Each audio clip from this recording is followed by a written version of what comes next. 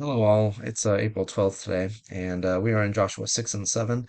So it's the conquest of the Promised Land, starting with Jericho and then into Ai. And I was just in Israel a couple of weeks ago and just was standing in the places of Jericho and Ai. And as you know, if you've been with me to Israel, Ai is one of my favorite places, partly because you can see for such a long distance from there, and you can really imagine the story of the Israelites coming up from the valley below, from the Rift Valley.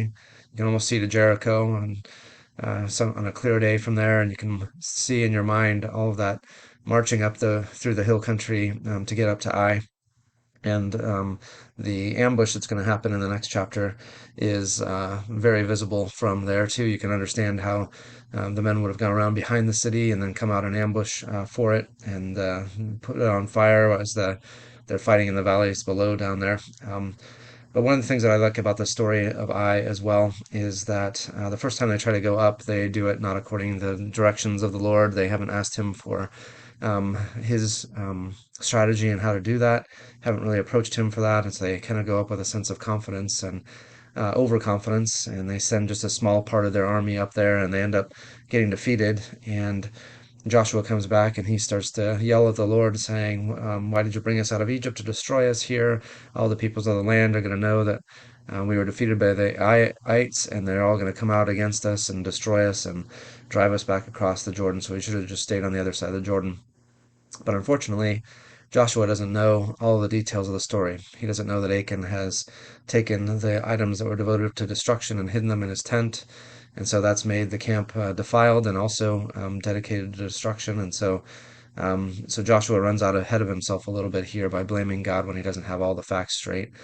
And I think that's a good lesson for us, that we oftentimes may get mad at God or other people around us, partly because we just don't know all of the facts. And oftentimes we have to come back later and say, oh, I should have not done that. I shouldn't have lost my temper. I didn't know all the factors involved.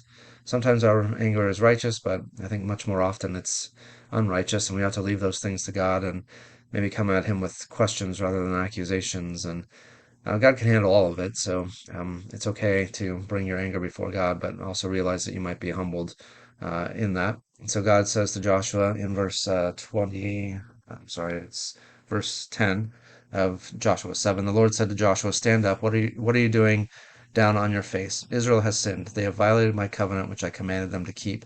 They have taken some of the devoted things. They have stolen. They have lied. They have put them with their own possessions. That is why the Israelites cannot stand against their enemies. They turn their backs and run because they have been made liable to destruction. I will not be with you any more unless you destroy whatever among you is devoted to destruction. Go consecrate the people. Tell them, consecrate yourselves in preparation for tomorrow, for this is what the Lord, the God of Israel, says.